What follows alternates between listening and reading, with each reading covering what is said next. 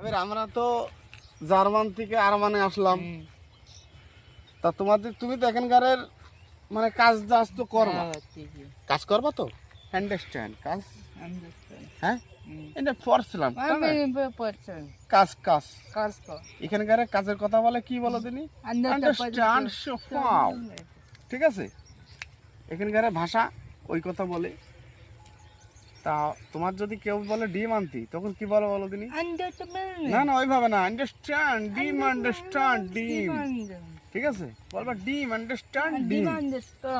আর যদি লেপালের লোক কথা বলে যে তোমার ডিম আনার কথা যদি কেউ বলে তখন বলবা ডিম আন্ডারস্ট্যান্ড না। আমি আগে বলিনি, তারপর তুমি যদি আবার চোদন খাওয়া না চোদন খাইতে হয়। তুমি আর কি উল্টো পাল্টা ভাষা শেখাচ্ছ? ও ভাষা বলতে পারবে দোকানে গিয়ে? ও তো মার খেয়ে মারবে। মার খাবে কেন? ও জানো ডাল হয়ে যায় ডাল। ও বিদেশে আসা সাহস দিস কিরা ওর? এমনি তো কাজ মাজ করতে এসে বিদেশে, ওর বিদেশে আসা সাহস উল্টো পাল্টা ভাষা ওর এমন ভাষা শিখাবো চোদন খেয়ে মরবে।